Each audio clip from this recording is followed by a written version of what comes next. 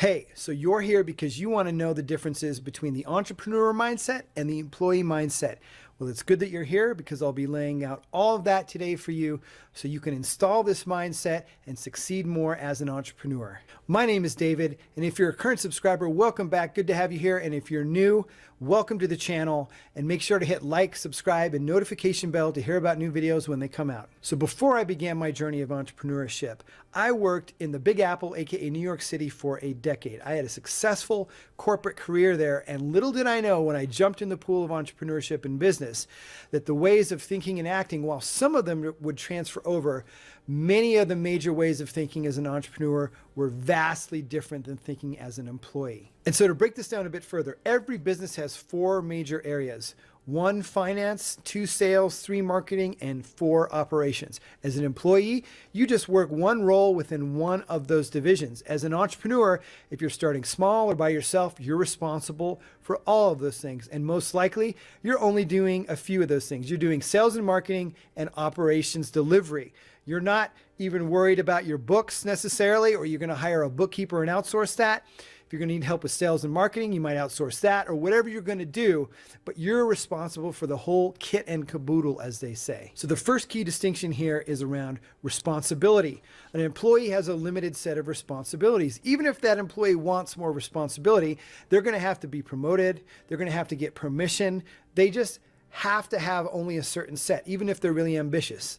As an entrepreneur, you're responsible for everything, whether it's just you, tens, hundreds, or thousands of employees. The responsibility comes down to you. Next up, we're going to talk about risk. Employees try to minimize risk. They want to minimize risk so they can advance, get promoted. Yes, they need to put out a good work product, but there's a lot more risk mitigation that goes on being an employee. As an entrepreneur, risk is mandatory. Now, it's about taking smart and measured risk, but what often would feel like a major risk as an employee is a measured risk that you take as an entrepreneur, or something you would never think of doing or have the responsibility to do as an employee.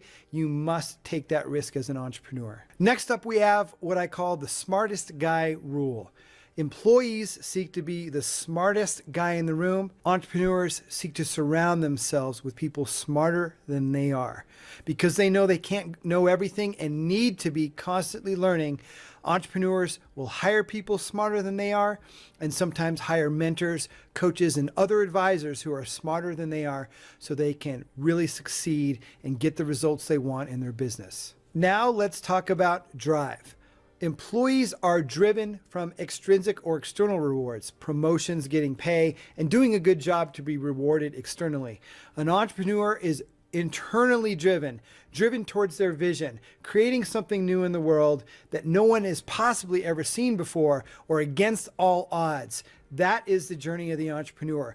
An entrepreneur must be driven from the inside, and then the outer results come. If the entrepreneur is focusing on the outer, eventually everything is going to fall apart. Believe me, I've experienced this. And once an entrepreneur locks in that their vision is what creates and they're committed to it, that's when they succeed. Next, let's talk about my favorite key distinction, which is around failure. Employees seek to avoid failure and only succeed. As an entrepreneur, you must seek failure. As Gary Vaynerchuk has said, you have to actually learn to enjoy getting punched in the face as an entrepreneur. I have never heard a truer statement. And my motto now is, I eat mistakes, I eat failure for breakfast. I'm actually starting to learn to enjoy it after 10 years because it is the name of the game. The only way to move forward and learn as an entrepreneur with all the volatility and risk you must take is to seek failure. It's how you iterate. It's how you iterate quickly in your product or service. It's how you validate what you're selling, what you're marketing, and what you're delivering. And the faster you fail, often said fail it forward, the quicker you will be to success.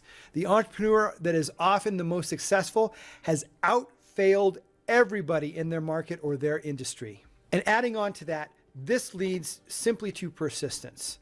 The one who has failed more has been able to stay in the game more. It's like MMA fighting. If you can punch really well, but you can't take a punch, guess who's probably going to win? If a guy can't take a punch, he's going to go down quick. If he's the best puncher in the world, or the best kicker, or whatever, the best grappler, if he doesn't have stamina and can take all those hits, those failures, he's not going to make it.